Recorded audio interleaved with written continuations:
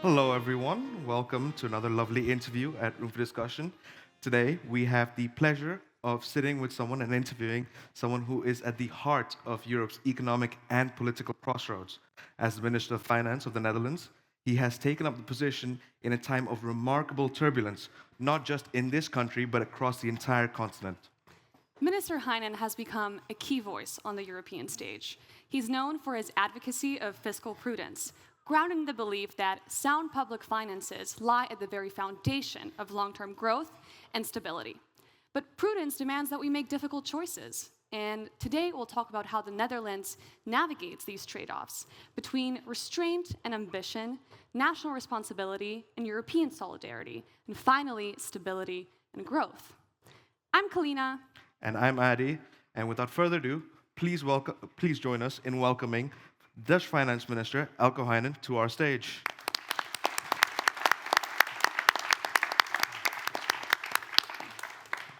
Thank you for being here. Yeah. Yep, right there. Make yourself comfortable. Okay. Welcome, Minister Heinen. It's a pleasure to have you on our couches. It's been quite a turbulent year in Dutch politics. New elections, most recently, shifting coalitions, a caretaker government. How has it been like for you to govern through all of this, through so much uncertainty? It's not on. Oh.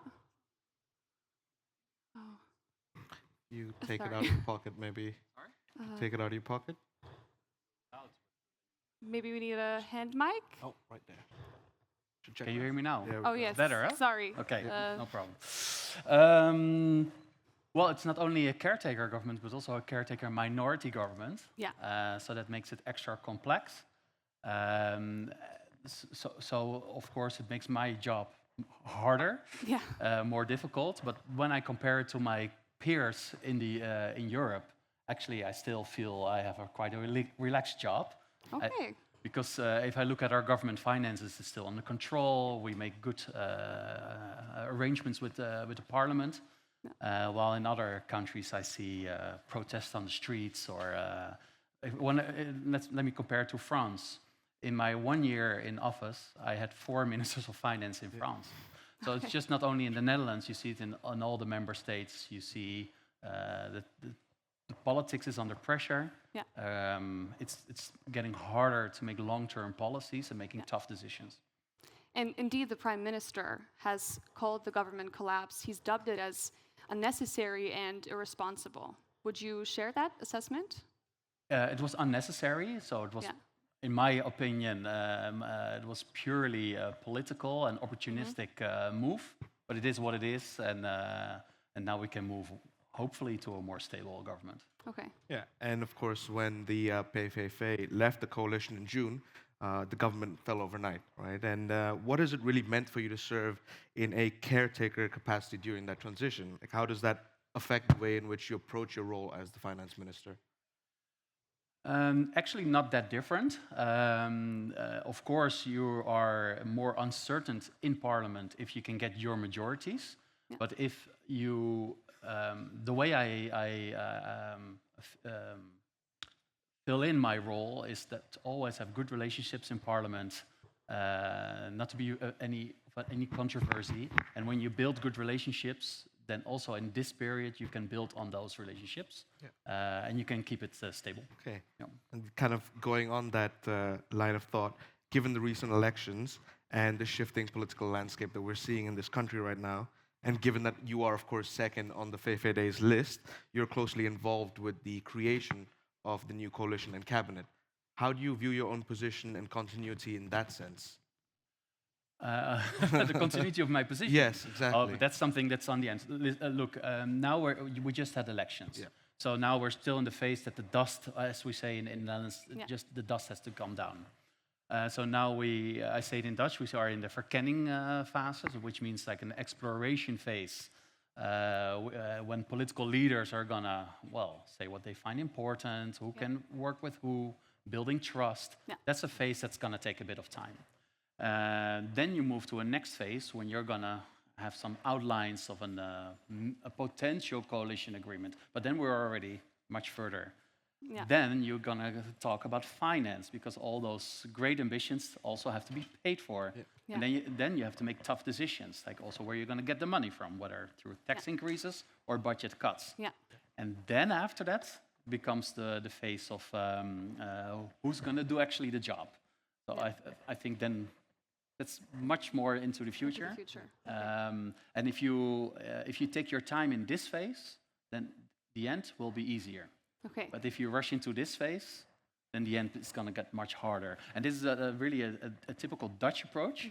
It takes longer to form those coalitions, but once you have them, you have a quite stable government in potential for the next 4 years. Any sneak peek on what a coalition might look like right now? No. No. Okay, so we talked a little bit what it has been like for you to govern in your post in the Netherlands, and I think in general it's quite an unusual time to be a policymaker, not only in the Netherlands, but as you've mentioned, across Europe, to be a policymaker also on financial matters, right? Europe is facing a multitude of overlapping issues right now. We have the green transition, defense spending, demographic shifts, sluggish growth, but I'm wondering to what extent would you say that these issues have to do with the way that the Union has managed its fiscal and industrial policy in the past? So to what extent do we have ourselves to blame for some of these issues? You always have yourself to blame, so it's never the other person's fault. But let's take one step back. You mentioned a few challenges we are facing with. Yes. They're quite severe. Yeah. So you mentioned, of course, security. I think after the Munich speech of DJ Vance, the Vice President of the United States, I think this was a shock to Europe and an important change in our history, where Europe has to do more for its own security, and that we cannot underestimate it. It's more than just a budgetary issue. However, there's also a budgetary issue, which is very, very large, and raising questions about how we grow in Europe and how we earn our money and how we spend our money, specifically on the social welfare. And this is going to be, I think, revolutionary in Europe.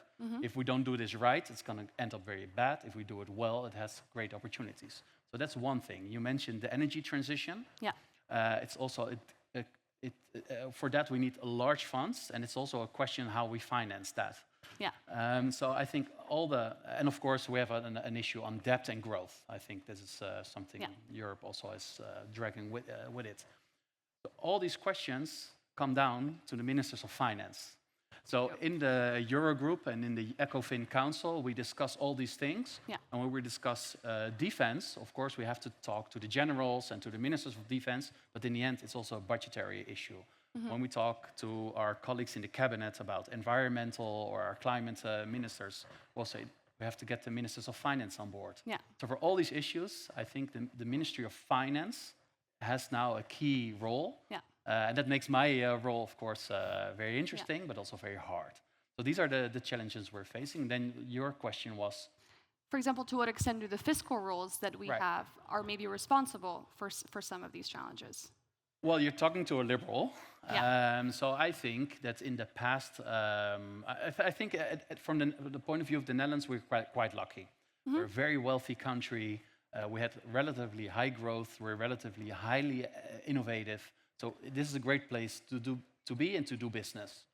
However, it's under pressure, but whole of Europe is under pressure. So that's what we're seeing. If I zoom out in Europe, I think we have spent our money not wisely. Too much on consumption, too much on welfare states, too little on investments, on innovation. And for that, we do pay a price because we're facing with high debt levels and low growth levels, and this is unsustainable. Now, many people say the time that we have right now is kind of unprecedented. You kind of talked about it yourself. Do policymakers need to start thinking beyond the traditional monetary and fiscal frameworks we have going on right now, right, to respond to the challenges we see not only today, but say in a decade from now? What do you mean by that? I feel like one of the most common people that we see right now, especially in the academic circles, see ideas of modern monetary theory, of MMT, where it's just fantasy. If you say, is there any specific reason why that you might go? Because you have economists like Blanchard. Listen, economic laws are universal, and there's no magic new formula that's going to create wealth out of nothing. If you print money, it leads to inflation. It's that simple. So These are this is like gravity. So I think it's all So absolutely, ideas like this. it's a hype, and now you hardly hear anything about it. But these are just excuses not to take the necessary measures that we need to take. And from I studied here macroeconomics from Professor Beetsma. We do know it's the colleges were very hard, and the math behind it is very hard. But when you simplify it, it's not that difficult. Growth is productivity growth. Where does it come from? From innovation. It's that simple. You cannot create it out of air. You cannot create it by printing money. Of course, you can stimulate economies on the short run. So I do see some Keynesian economics. Of course, if you boost spending, you see that back in growth. But this is on the short term. On the long term, you need to look at supply side economics. This means innovation, productivity growth. And I don't see any newly fancy No revolution. theories, no revolutions. But don't you think that we need to make some changes to our current fiscal rules? Because, as you've said, currently, as they are, they don't differentiate between consumption and investment. So consolidation to these rules has resulted in cutting public investment over expenditure. So should we not correct for that? In theory, it would be wise to differentiate, but in practice, it's very hard because we've been in this phase in the Netherlands. We call it the gulden financieringsrule. So in the past, we tried to differentiate between investments and consumption. Yeah. But then where do you draw the line? Yeah. So education, for example, I think we can all agree spending on education is something good and can boost growth, depending how you spend it, of course. But in general, this is an investment. But in my books, it's consumption. Okay. Yeah. Because most of the education spending is salaries. Yeah. And salaries are consumption. Yeah. So where do you differentiate? And I think in the end, it comes down to politicians making the right decisions. And you can try to put everything in rules, but politics just doesn't work like that. Yeah. And sort of on the line of politicians making these decisions, in the past you've said that Europe needs to be spending better, not spending more. Exactly. Right? And we're in an era where public debt is rising by trillions. So could you expand a bit more on why this idea of just spending better itself has not been considered up till now by politicians in Europe?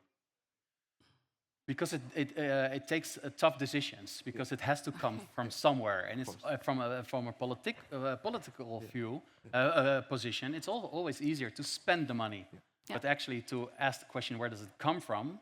That's much harder. Then you see it's easier to just tax, specifically when you tax companies or wealth or something, because it's always the other person's money.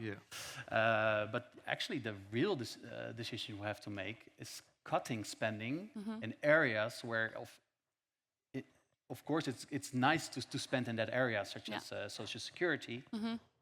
But in my opinion, there should be limits on that, and that's of course very hard because you have to face people that you're gonna have to tell the truth. Say like, we're spending too much. We have to do budget cuts. Of course, nobody wants that. So the pressure is always to spend more, to increase debt, or to put more taxes. And in the end, you cannot go on that road indefinitely. Yeah, it's politically very inconvenient. On the short term. But what does it look like in practice? If we're to say we're spending better, how should we do it in practice? Well, it starts with just saying no. So we're not going to increase the budget. So with this budget we're having, when I'm talking about the European budget, we have to make choices within this budget. Well, and then it comes down on where you want to cut. Yeah. Okay. And then, of course, you can cut in where you spend the money the most. But that's also where it's politically the most difficult.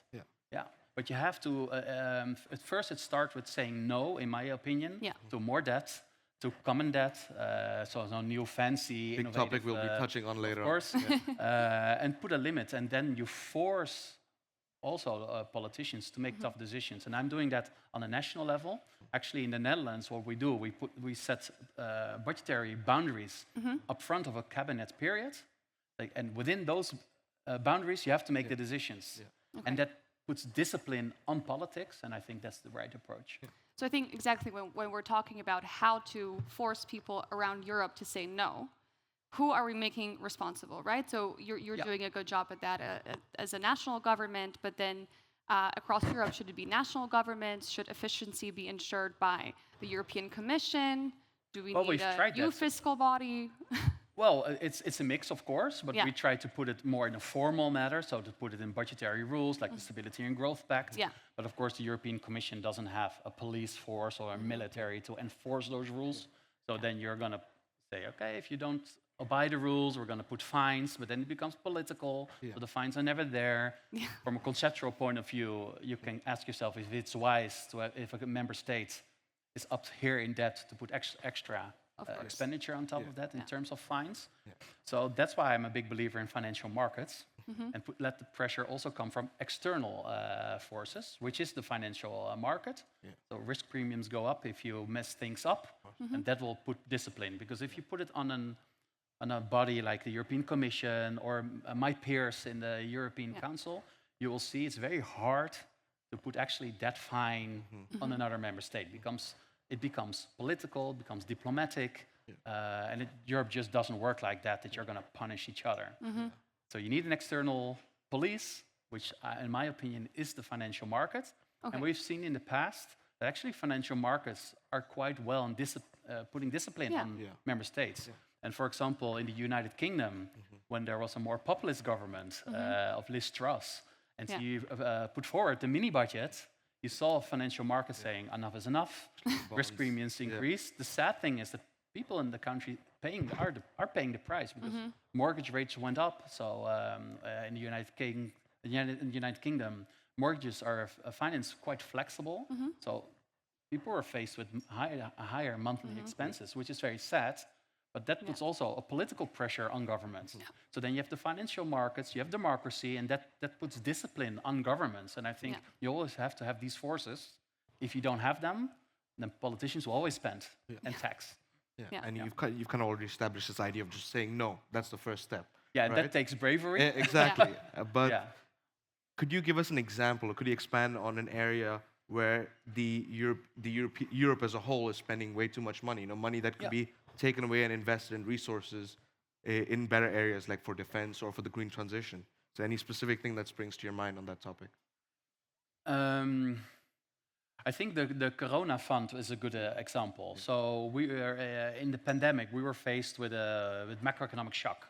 So first on the demand side and later on the supply side. And the supply side was being cut off by measures from the government. Just shops, industry, factories had to close down.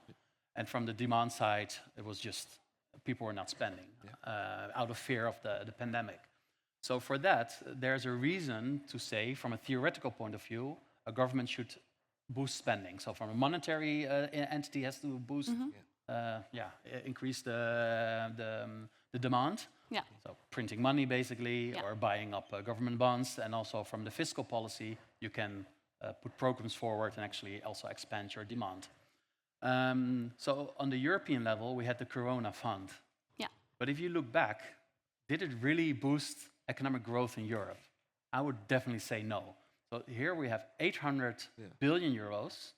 In timing, it's always being spent wrong because by the time the programs are being drafted, being ratified, approved, the recession is over. So the problem with governments trying to spend their way out of recessions is that the timing is always an issue. So, and if I look back now at that 800 billion fund, I see, and of course there are certain projects which are good that it was spent in that way, but the majority, I don't think it has contributed to the European economy, to European growth, and now we do have to pay the bill. So I'm always a bit reluctant in saying what can governments do to stimulate economies. For me, it's about spending less, let the markets function and set the right parameters in which economies can flourish. And you should be very careful in what a government is going to stimulate. Like you have a lot against bureaucry itself as a concept. It's a very liberal approach. Exactly. Of course, I'm being from a liberal party. It's a very liberal view on society. But actually, I do think I have like 200 or 300 years of economic theory behind me proving my point. But don't you think that maybe you're overgeneralizing the Dutch experience with the joint borrowing? Because Netherlands was the last member state to submit their recovery and resilience plan. So they were also the last country to receive reimbursements coming from this fund. Yeah, but don't you think that maybe that's why the Netherlands saw little results coming from No, for the that? Netherlands, it was absolutely no result because we just filled it in with projects we already had. So it was just a 5 billion euro, less money I had to spend, but I had to Okay. contribute more. So the net result was negative for the Netherlands. But if I look at the European economy, I do not believe that 800 billion fund did Okay. structurally improve European economies. Yeah, now 800 billion is of course a very big amount, but in July, It's not much when you have to spend it. It's Yeah, much true. when you have to pay it back. And actually, right now, Yeah. so the politicians who set up the fund were very enthusiastic and like we are leaders and we have vision and we can we can spend the money. But right now, in the new European budget, we actually are faced with how are we going to pay back this bill? And nobody wants to pay for it. Yeah, I mean, speaking of paying, this July, the European Commission announced a 2 trillion budget plan that you famously dubbed dead on arrival. Yeah. Why such a, we kind of know already, but why such a strong reaction to this budget as a whole? First of all, I think it's too much. But also here, let's take a step back. It all starts with how do you see what is the role of the European Commission? If you have a vision of the European Commission as a European government who actually has to intervene in an economy, then I understand this number. If you look at the Commission as just a guardian of the treaties and that's it, and have a very limited role, which is my view, I think it's too much. On top of that, it's not just the budget as a whole; it has to be paid for. It has to be paid by the member states. And then it goes to areas where I don't think we should spend it on. And I think it's wiser to spend that money actually through the national budgets, because all the member states are faced with high bills with regard to defense. We already see that member states cannot pay this bill. And then to ask for higher contributions to spend on a European level, I don't think that's wise. I do think there's a case to be made for European spending. For example, in infrastructure and innovation and all these things, as economists, we know you have to spend on. Yeah. I am reluctant with if you're spending money on that aggregate level, if you know exactly to spend it rightly. And what about funding? I think my role should always be to put a brake on that, because if the Netherlands doesn't do it, it just explodes that budget. And when it comes to things like funding it, of course, there's the ideas that are being floated around, joint borrowing. Yeah. Are you okay with the idea of a collective European level joint borrowing, or is that a no? Absolutely not. Absolutely not. But here also, it's like, what is your vision on Europe? And I think the problem right now in Europe is too much debt.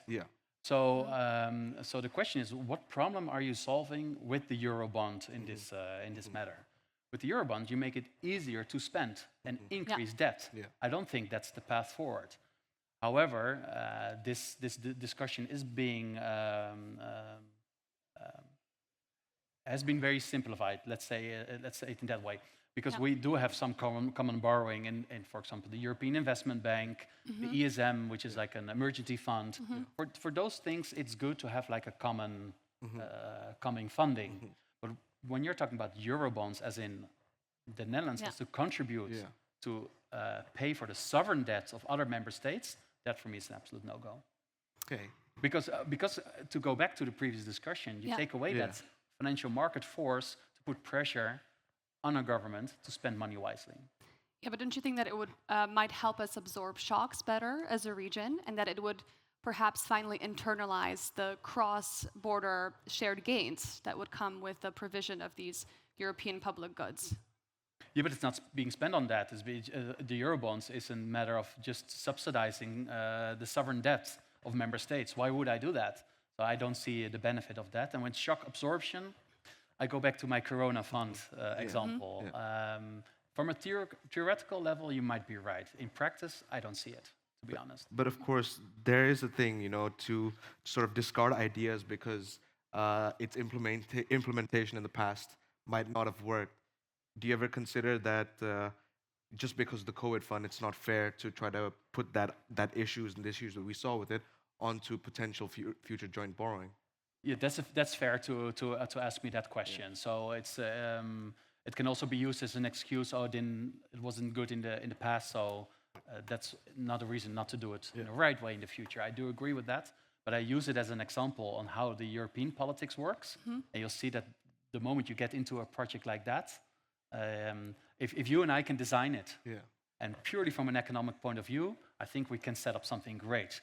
When you enter the sphere of politics, 27 member states, each contributing, each one to have a share, steering money in a direction which serves politicians maybe, but from an economic point of view, it's not the right direction. I think it's going to be hopeless. Okay.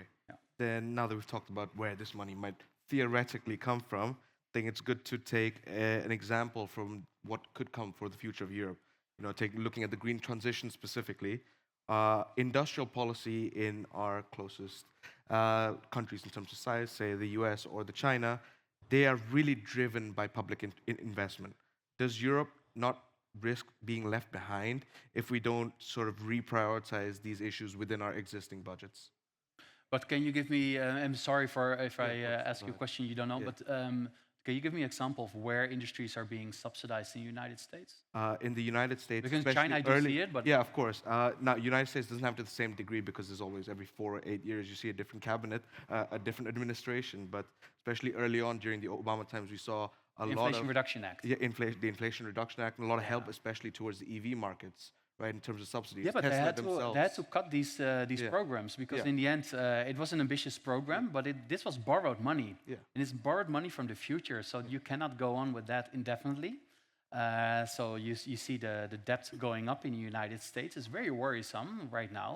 The debt now is on a level, it's going to 120%. This is the level the United States came out of the Second World War. Just imagine that. So the debt level is quite high. It's a large economy, it's a strong economy, so they can carry this amount of debt. But the projections are very, very worrisome. And if you look in 10 years from now, 2035, 1/3 of government spending would be on interest. This is a waste of money. So on the short term, if you borrow money and you spend it, right now it should be, probably it's being spent well, but you also have to realize it's my children or the generations after us who have to spend, have to pay for it. And actually that generation now has to pay interest, and you have to ask yourself, do they reap the benefits from the investments being made in the past? And I doubt if they can. Okay. But then, so you think there is no future where we follow a system like either China or the US that doesn't result in Europe with trillions of extra debt? Absolutely not. Extra debt. Extra debt, yeah. So if we if we don't take measures, we're actually going into that phase. So basically, the problem in Europe right now is the lack of political will to actually do what is necessary to prevent debt piling up. And on top of that, so that's because of aging, of low growth, of larger social welfare systems. So if we don't do anything, debt is already increasing. So to put something on top of that, I think is highly unwise. Yeah, but when we're talking about investments such as the green transition or defense, they would have these cross-border shared gains. And I think my worry is that if we leave them up to national governments, countries with less fiscal capacity to finance these investments will fall behind, right? Or there's already fragmentation when it comes to the kind of commitment to these goals. And doesn't that not risk weakening the very single market that the Netherlands itself depends on? Absolutely, but the right questions to ask is, why do they have limited fiscal space in the first place? That's because they didn't make the tough decisions in the past. So how is it going to help making tough decisions if we're going to finance it?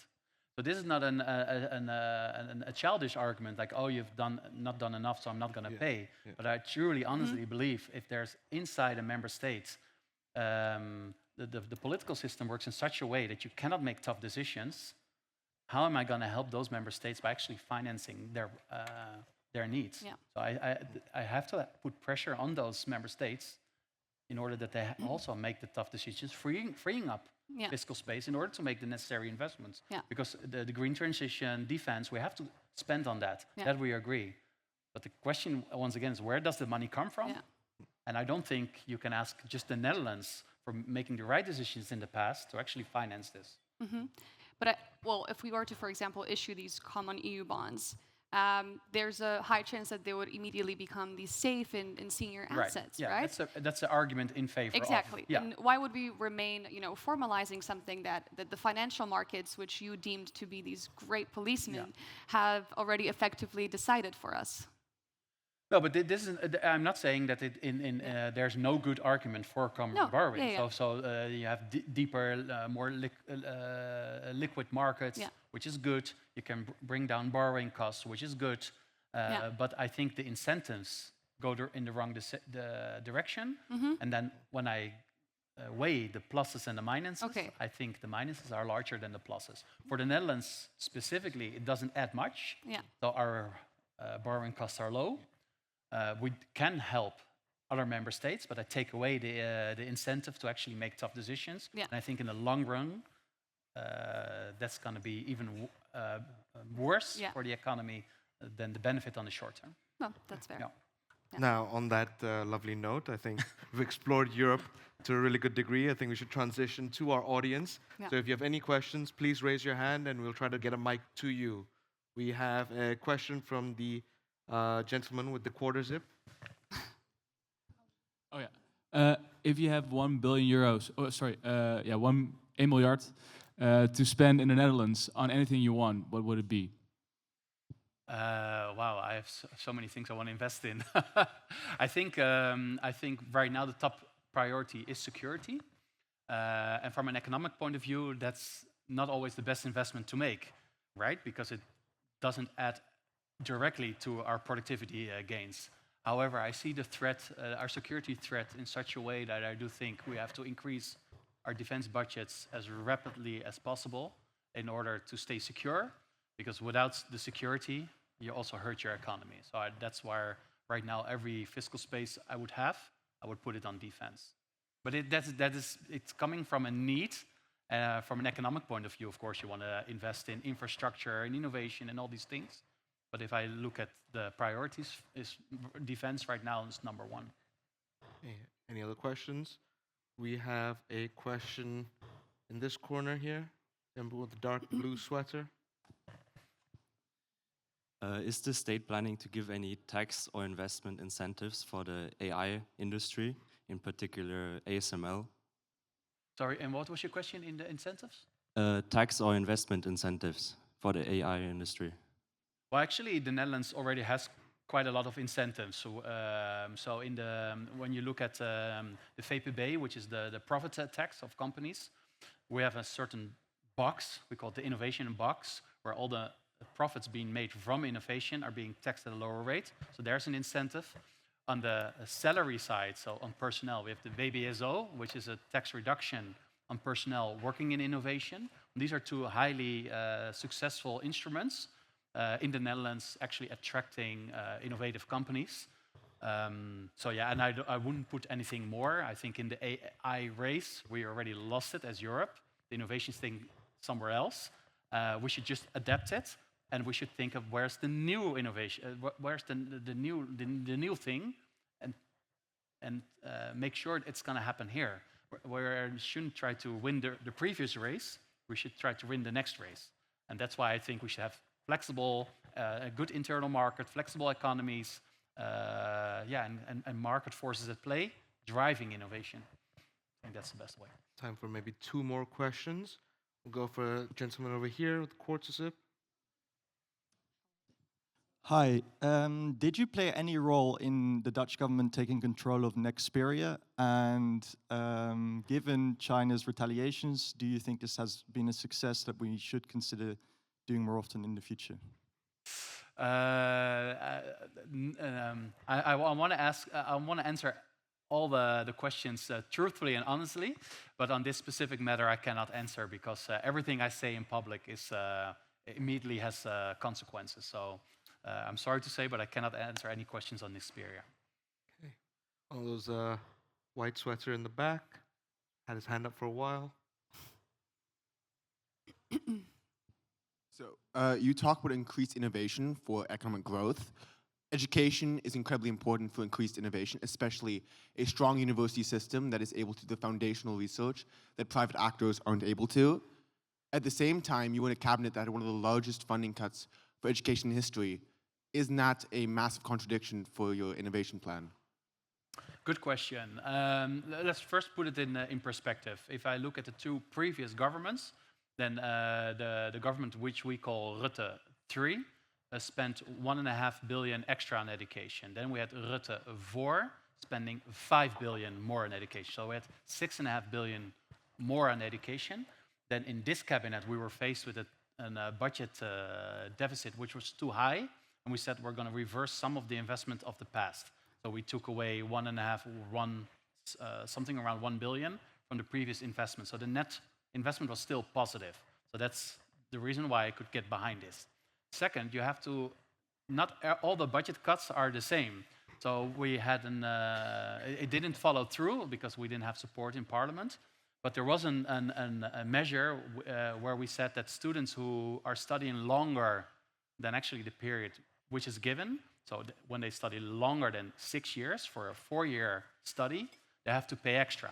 I don't see this as a measure putting pressure on innovation. I actually see this as a measure of putting pressure on students to actually study in the 4 years they are given and going into the labor market.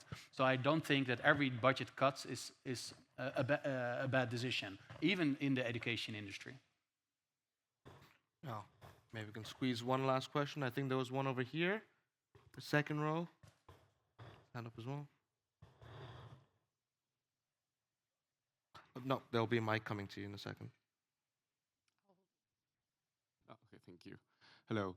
So earlier you talked about the new EU budget, right, which is 2 trillion, and something that caught my eye about the new EU budget is that it includes increases in corporate income tax, if I'm not wrong. Given that earlier in the year, von der Leyen and Lagarde were flagging the alarms about how Europe's corporate corporate landscape is turning very sour, but now we have corporate tax increases. How serious do you see the EU Commission and the ECB and all these institutions being about restoring Europe's competitiveness in the world market? Very good question. First of all, the EU doesn't tax, so this is an own resource. And the own resource, there's a lot of misunderstanding about own resources. You might know this, but own resources is just a way of calculating the net contributions of member states. So there are some own resources which I think are very smart. Actually, for example, if you put it on recycled products, it stimulates countries to actually go more to recycled materials in order to contribute less on the European budget. I think these are smart innovations. So own resources, you have to judge them on their own merits. There was one proposal of an own resource, which was indeed a tax on large corporations. I'm very against it. It goes against the nature of the European Commission that cannot tax directly. Even if it's an own resource, I'm not in favor of it. And once again, I think it's the wrong discussion we should have in Europe. It's not about where we have to get money and how we should tax. It's how we create a space in which economies can flourish. And for that, we need a single market. We need less regulation. We have to spend less on public money and freeing up resources so the private investments can increase. That's the way forward. And I think Europe is completely stuck with high public spending, but we need high private spending, and the private spending is always on the direction of productivity gains. So yeah, so that's why I'm against it, because it's also the wrong discussions in Europe. I think with that we can wrap up. If we do have a bit of time at the end, we might go for another Sure. audience question. So be seated. But of course, bring our conversation back to the Netherlands itself. As Minister of Finance, you are playing a central role in budget design and management. What are the most significant fiscal challenges that you've seen in the Netherlands in your time as this position? The main challenge is to make, even it starts with politicians, but broader in the whole society, that we're on an unsustainable path.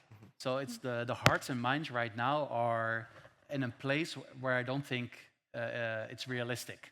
So of course we're in a good place at this moment. We have low national debt, around a bit less than 50%. In Europe, they're jealous. But if you're looking at more from a broader perspective, we are also faced with aging costs that are coming our way. We have to spend massively on defense. You mentioned the energy transition, which costs us also a lot of resources. And our growth has come to a lower path. And people tend to see the future based on the experience in the past. Yeah. And that's very, very, very wrong. We had high growth rates in the past for good reasons, but those fundamentals are changing. I already mentioned aging society, Yeah. which means on the spending side, the spending goes up, but on the productivity side, the earnings go down. So you have a double problem. And yeah, in the Netherlands, this problem is less than in other member states because we saved for a lot of the aging costs in our pension systems. But in Europe, this is a very big problem. Yeah. And I see people still thinking of, oh, the future is very bright. I like the optimism. But from a financial point of view, we have to make tough decisions. Yeah. And I see that as my main challenge in the debates I'm having, or also convincing, even within my own party, like, listen, we have to take measures now. Otherwise, we really are in a bad place in the future. And when things are going well, it's very hard to convince people to make tough decisions. I mean, you named a couple things, but if you could give us an estimate of the fiscal weight of these issues, like where do the biggest costs really lie in the numbers? Well, right now, of course, defense is going to be picking up the bill by a lot. Yeah. However, aging is the largest cost pensions. because of Yeah. well, healthcare specifically. Healthcare in itself is a growing industry because who doesn't want to be healthy? The innovation is very high, but the productivity gains are quite low. It's the Baumol effect. I think you all studied it. Yeah. So it's hard to pay for those expenditures. So we see this in all of Europe. But when we talk about aging, it's not only the expenditure, what I'm always saying to my European colleagues, it's also on the productivity side.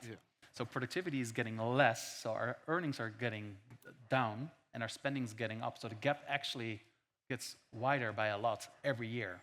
And this problem is in other member states much larger than in the Netherlands.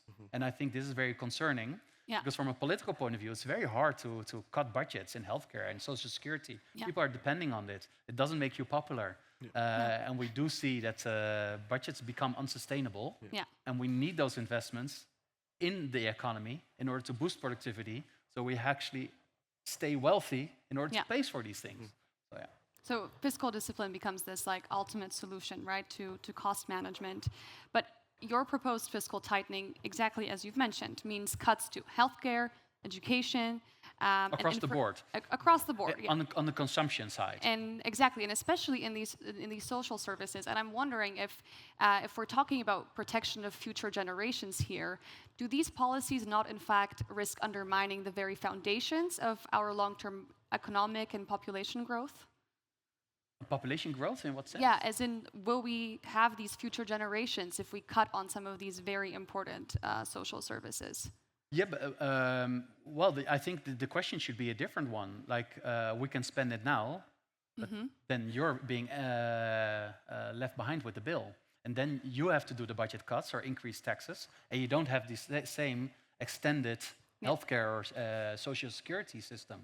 So I think right now, from the current generation, you have to ask, lower a bit what you consume in order to preserve, actually, for the next generation, and don't just give them a lot of debt.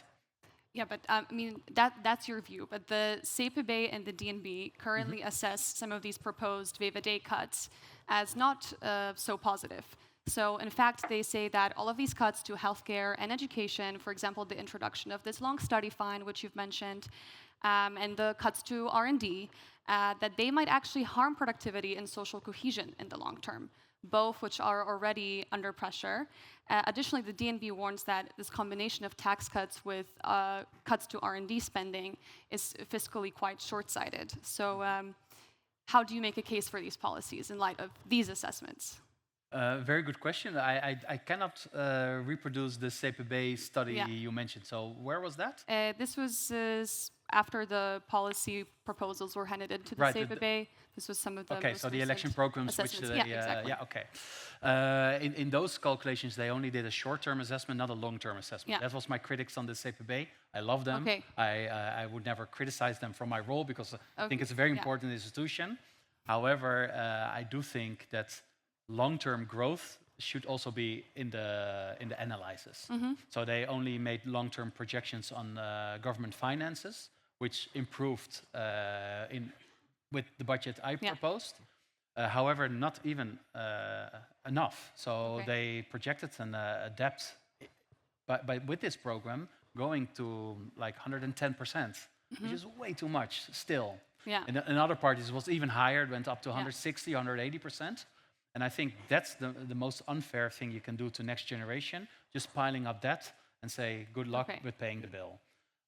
So yeah, that would be my answer. So it's more unfair than, for example, affecting long-term quality of healthcare. Well, of course, you have to strike a balance. So it's not black and white. It's not like, oh, I'm going to now make everybody sick in order to have good government finances, or the other way around. Exactly. You have to find a balance here. Yeah. But I do think if you consume now everything and nothing is left behind for next generation, I think that's very unfair. And that counts for education, that's for healthcare, for social security, for everything. Okay. Fair. And sort of shifting gears again, we are expecting a new coalition to form in the coming months, right? In light of the government's collapse and your time as a caretaker minister, what happens to the political promises you made in your first term? And which promises are you referring to? We can be talking about changes to the taxation scheme, the changes to the pension scheme. Are those still going full steam ahead, or do you have to take a step back and look back and see what you can do in a new government? Well, my most important agenda was to bring back fiscal discipline. Yeah. To bring back the story of where wealth comes from free functioning markets. This was a discussion which was being approached as something you're not going to becoming popular if you talk about that. Yeah. It's a bit dirty to talk about financial markets. I bring with all my passion I have, bring back that discussion. It's good to have financial markets. It's good to have a free market. And we should strive for free open markets and global free trade, which is also under pressure. We haven't even talked about that. But this is very worrisome what's happening in the world. Yeah. So, but my domestic agenda was one also of restoring fiscal discipline, and I'm still very focused on that. Because once again, nobody is doing this, and it forces making the right decision. So it's not because I wake up at night think, oh, I need to have a lower debt ratio, but I want to force everybody to make the tough decisions in the benefit of of everybody. Yeah, but the budget, which is supposed to come into effect as of 2026, is introducing an over 10 percentage point VAT increase, right? VAT, no? Sales tax on sports, books, and culture. Yeah. And you've promised to hopefully find an alternative, so we don't see an increase in this sales tax. Have you made any developments on that front? No, so actually the ones you referred to, it was already cancelled. Oh, okay. So the only VAT increase was on the hospitality industry. Okay. So hotels, and that's still in the budgets. Okay. Yeah. Now, we know you don't favor taxation, at least on the corporate side, as a policy tool. As a result, we're expecting more than 20% consumer tax, roughly, as the standard corporate tax remains completely unchanged. It's one of the highest in Europe right now. True. Yeah. But is there a reason why you favor burdening, say, the average consumer, or especially in a crisis of affordability and an era of declining purchasing power, especially relative to corporations? Well, first of all, purchasing power is going up. So against popular belief, it's going up. So we're becoming wealthier, and of course, prices increase. But also incomes increase. We tend to forget that. Yeah. So yes, prices, you see them going up in the supermarket, but also the salaries going up. Yeah. So everything is going up. That's on my first point I want to make. Second, I think we should spend less and not increase taxes. So I always, in my political debates, say, let's not look at taxes, let's look at how we spend less. But if you, in a coalition agreement, you have to tax somewhere, from an economic point of view, it's always better, and I'm not here pleading for that, because I don't want to increase the tax, that'd be clear. But from an economic point of view, the indirect taxes are always more efficient than the direct taxes. So it's always better to tax consumption and to lower for example, the income tax. We tried that in this government, but it was highly unpopular because, of course, tax increases are not popular. But because of that, and that cancellation of that increase, we couldn't decrease the income tax by the rate we wanted to. Well, sort of, we kind of mentioned it earlier, but one of your biggest reforms, of course, has been the shift to the new pension system, from collective to individual defined contribution system, right? Under the new Pillar 2 framework, for those in the audience that haven't heard of it. How confident are you that this transition will maintain the stability and solidarity we need to see, especially compared to how the Dutch model was before? I think this is a reform we had to make. It's not my reform. This was actually also thanks to parties before me and ministers of finance before me. So we started this, I think it was in 2015, with a large pension agreement. It was in the cabinet of Rutte II. It was the VVD with the PvdA, and with support of opposition forces, putting the framework of this reform. And now actually we are in the last phase of what we call the collective invaren. Becoming very technical, but this is the last phase of that pension reform, and I think it's highly needed to go from that defined benefit to defined contribution. I mean, we're talking about a very large sum of money here, right? It's roughly one of the largest in the world. 1.5 trillion euros that's just sitting there. So how do you argue that this shift, how do you talk about the shift from individual accounts doesn't expose retirees to direct market risk? Well, there's a nuance there to play, but this was a broad desire from many political parties to make this pension system more individualistic, and that you have your own account. Like the American system, the Roth IRA. I don't think you can compare it to that, to be honest, because there's still a collective pot which dampens risks. So I think the system we have, actually, a lot of countries are very jealous about that. Yeah. And do you think a system like this can really bolster the financial market specifically within the Netherlands itself? Well, actually, what I think we haven't talked about that, but when we're talking about how we create wealth on the European level, it's of course integrating the internal market more. If I would have $1 billion and I could spend it on a reform, it would be the Capital Markets Union. I think that's the most important integration we have to do. But actually, when you look at the national capital markets, the Netherlands, Denmark, and Sweden are quite well developed, and that's thanks to the pension funds. I see. Yeah. And how do you think that this new reform might affect household spending behavior? In the Netherlands? Yeah. I don't think it will affect that much. No. Okay. So you don't think the Dutch frugal mindset is going to be changed by these pension reforms? No. No. Well, I don't think so. No. I think on that topic, we might be lucky. We have just enough time for one more audience question. Is there any? So we have a friend. I'm going to try again. We have one in the back over there. The table. Hi. How do you see Yesilge's recent comments on the Milei government in light of market forces, but they are basically keeping the peso artificially high by issuing new debt? Yeah, Argentina is a case in itself. So I think you cannot generalize and put Argentina as an example. However, the comment she made was to put Argentina back as an example for actually decreasing the role of the government. Well, I think in the West, we have lost that belief in the market and the belief in deregulation.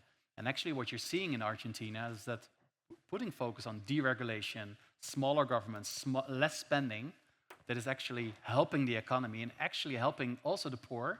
I've been discussing this with the Minister of Finance in Argentina, and he said to me, I said, how do you keep your popular support for these reforms? And he said, actually, my support also comes from the low incomes, because they were hurt the most by the high inflation. So by spending less, the inflation rates went down, and the purchasing power of the ones having the least, was actually going up, because the subsidies were in the budgets in nominal terms. So in the past, their subsidies was on a daily basis decreased in value, and now they maintain more or less their value, and that's why the popular support actually from people with low incomes increased. And I think that's a story, that's a narrative we lost as the collective West, that actually we should not always think that the government is the solution, that we have to spend more, that we have to regulate more. And I think in that, Argentina can be a new example for having that reassurance as the West, that actually this was a recipe for wealth. And I see in your expression you don't agree.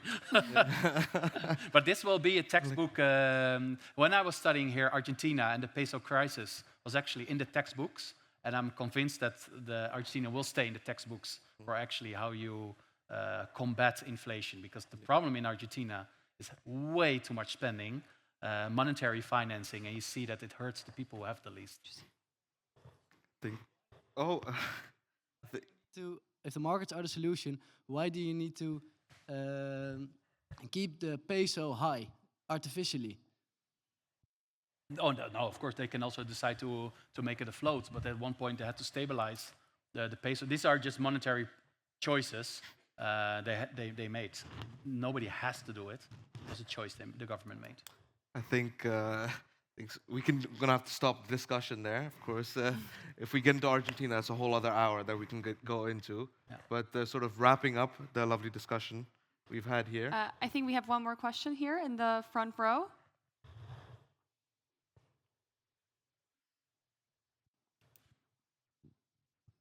Thank you. Well, first of all, thank you for being here. It's an honor to be in your home university. Yeah. But my question is about, there was, a couple of weeks ago, there was a policy brief in The Economist on high debt and how this will be resolved. And The Economist thought it was most likely that this will be resolved through higher inflation. Yeah. And I think it would be good to have your view on this, because I'm quite worried myself.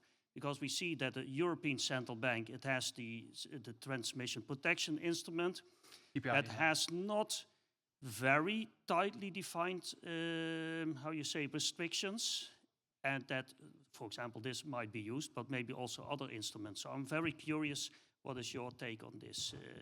Thank you for this question. I think this is from an economic point of view, the biggest challenge we have as the collective West. Let's just take a step back and see what's actually happening. Debt levels are too high. So my whole plea here today was we have to make tough decisions and to do budget cuts.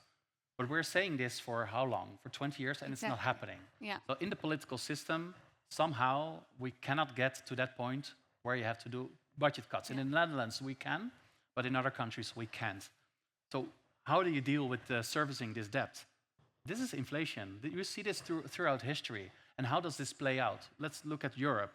What did we saw the European Central Bank? In my opinion, the monetary finance was way out of control in the last 10 years. The official argument, of course, was the worry for a deflationary spiral, the Japan scenario, so we had to stimulate economies.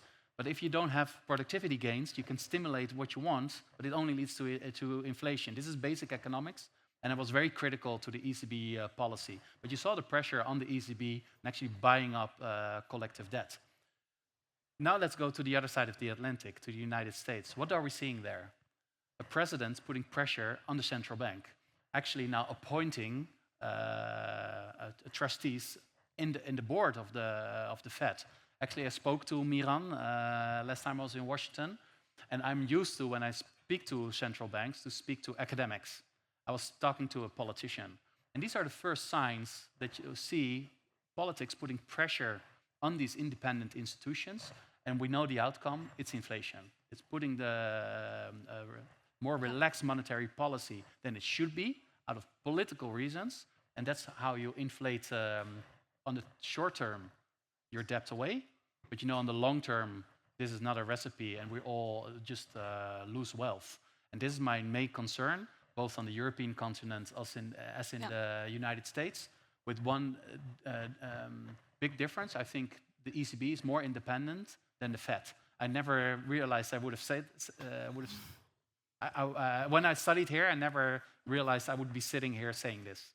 But actually, when I look at the practice, I do see now that actually the Fed is under more pressure than the ECB. And actually, Lagarde, who has been here in this chair, after that relaxation of monetary policy, she said, I'm going to circumvent that policy. And actually, she actually did. I also didn't expect that. But she did reverse that policy. And she deserves credit for that. Yeah. Thank you so much for that question. Sort of, as we were saying, circling back to the end of our lovely conversation, it's been fair to say you've had a very turbulent time. We are only at the beginning. Yeah, only at the beginning, but still so far so turbulent. Right now we're in a holiday phase. Yeah. Okay. The real challenges are still ahead of us. Yeah. But if we were, because you've been in this position for a year, we were to say travel back in time, what would be one piece of advice that you would give yourself at the start of your tenure? Oh wow, to sleep more. Yeah, no, I wouldn't do anything. You know, you're every day you're faced with dilemmas. You take your decisions, and the outcome is what it is, and there's nothing you can change. And then what gives you hope for the Netherlands and Europe's economic future? If what you're saying, the worst is yet to come. Well, I think in the end, we are rational beings. In the end, we will choose what is in our best interest. So on the short term, we'll probably do a lot of things wrong. Yeah.